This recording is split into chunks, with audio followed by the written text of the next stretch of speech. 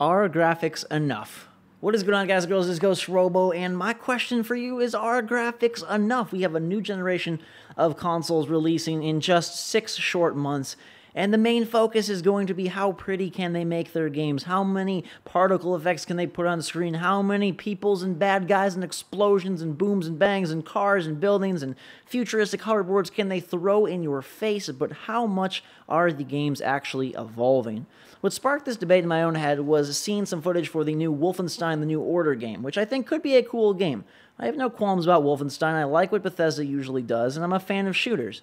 But hearing that they are going to make it a quote-unquote like old-styled first-person shooter has me very concerned and worried for the entire future of the FPS genre, because more and more what we're seeing is bland shooters that take advantage of well-known properties, whether it be Gears of War, whether it be Wolfenstein.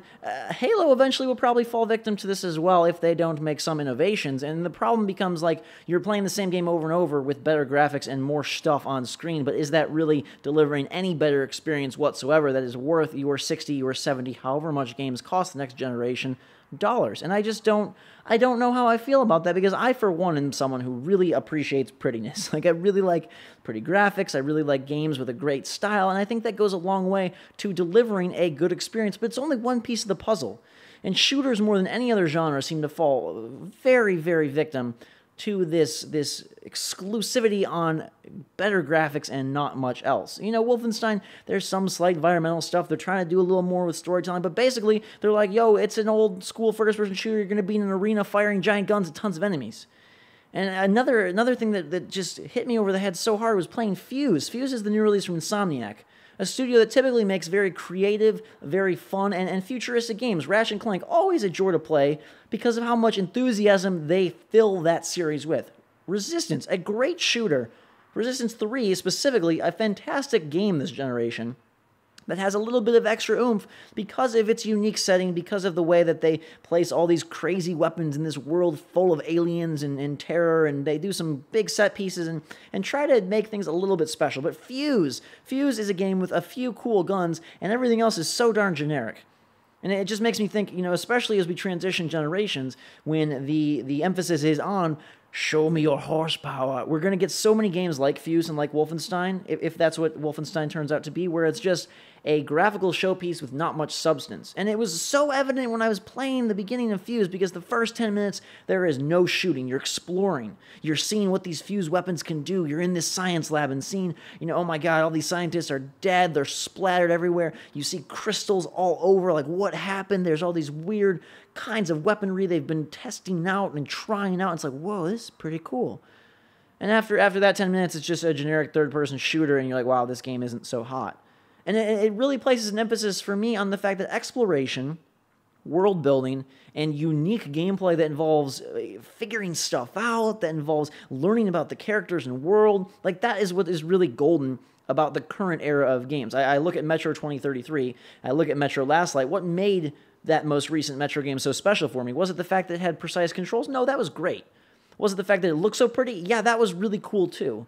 But what really did it for me was the world building, was the fact that it was so mechanical, was the fact that it was so deliberate, that you had to pump your flashlight, you had to pump your guns, you had to shine your light on the monsters and keep them away, that you were really just baked into this world to 1,000,000 degrees, and there was nothing pulling you out. And sure, the graphics helped. I think that enhanced horsepower, enhanced machines can really, really solidify a game as a instant classic, or that they can improve upon an already solid foundation. But without that foundation, without that structure that is going to say, hey, this is a cool new experience that you need to play, what is really going to define the next generation of shooters except a bunch of prettier Call of Duty clones?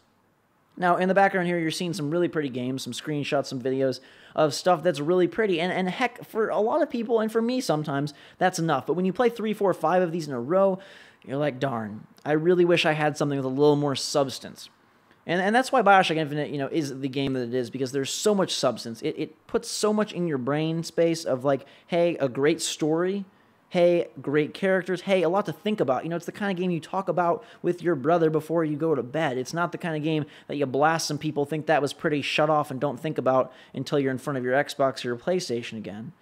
And I really, really don't like this trend, or maybe it's not even a trend, but the idea that we're going to encounter a bunch of shooters. And maybe it's inevitable. Maybe it's inevitable that we're going to hit a bunch of shooters again that are, doing the browns and the grays, because they can make really pretty browns and grays now, and they're doing the 3,000 enemies on screen, and they're nothing more than a glorified, gallery of guns.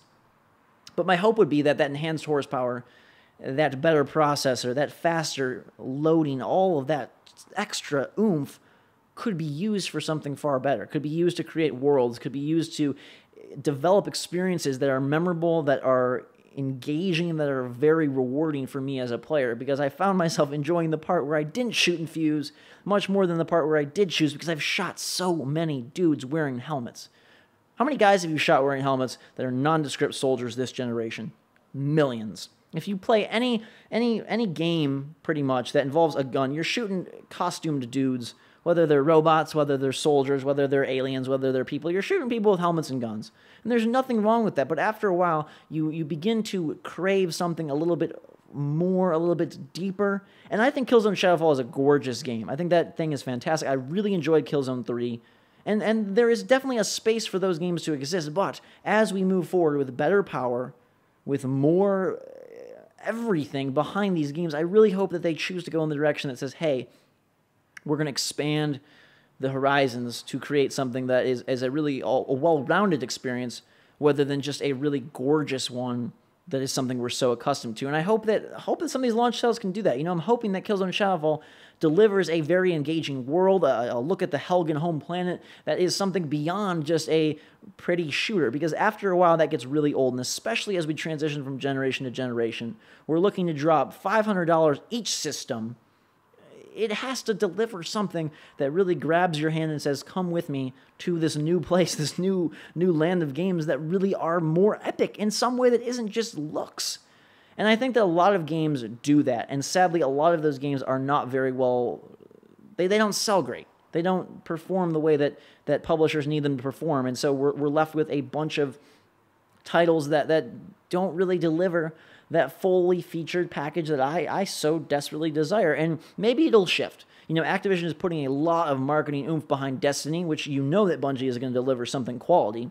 It might not be fantastic, it might not be terrible, it might be right in the middle, but at least they're not just going to say, hey, we're going to make a really pretty shooter where you shoot military guys for 16 days in a gray room. And I'm not trying to bash Wolfenstein. I'm going to check that game out at E3. I think it looks cool. I think it's dang pretty.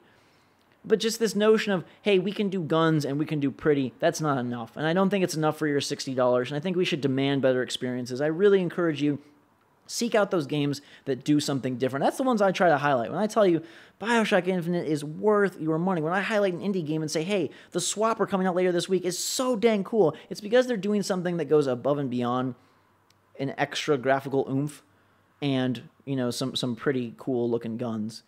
Because Fuse is a game that has imaginative people behind it. It has a good pedigree. The studio knows what they're doing, and it seems like they just decided that they were going to try and cash in on a generic concept, or maybe it was EA that wanted to do something really formulaic, and I don't think it's going to work. I don't think it's going to work for them, and I would hope that more and more developers, publishers, CEOs, executives see that these kind of things, they don't work anymore. You have to innovate. Sure, Call of Duty is going to go and sell its 10 million copies. Sure, Assassin's Creed is going to be its yearly franchise and sell its, shipload of units. But beyond that, if you want to be successful in this marketplace where there is such a huge risk-reward of, oh God, we have to spend so much money on development in order to hopefully get so much out of it, I think that some risk-taking is in order.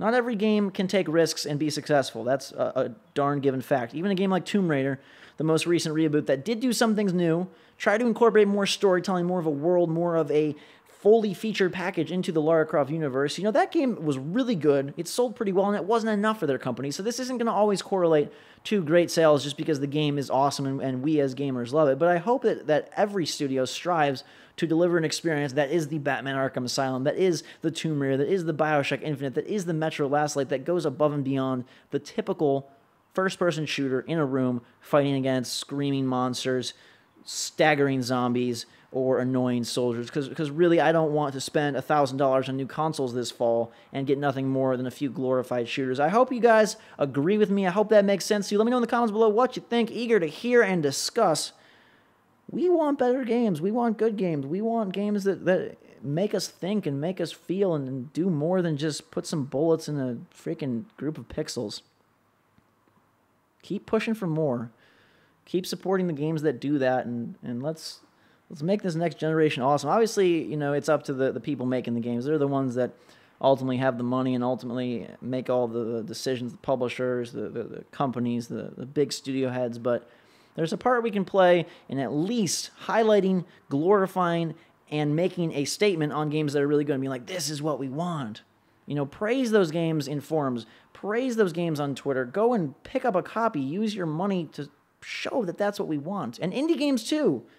There's a lot of really great indie games that are doing far more innovative things than AAA console releases. There's a reason that I'm shifting my channel towards covering things that I find fun and engaging, and a lot of those happen to be indie games because they're doing things that are more, that grab you. They're not just saying, hey, we want to make this generic world with this kind of crappy voice acting in this kind of mediocre world, and they're doing more. They're striving for something better, and I hope that as we move towards the next console generation, sure, there's going to be a lot of games that do the same old, and there'll be some great ones that do the same old. There's nothing wrong with loving a game like Wolfenstein, The New Order when it releases. There's nothing wrong with loving a game like Fuse if that's your cup of tea. There's nothing wrong with loving a game like Gears of War. But I'm just saying it would be nice to see the entire industry filled with more of those golden nuggets like BioShock Infinite, more of those world-building experiences like Metro Last Light, more of those chance-taking games that we so rarely see. Thank you guys for watching. Hope you enjoyed the video. Hit that like button if you did. Until next time, guys and girls, drink some hot chocolate. We'll see you all later.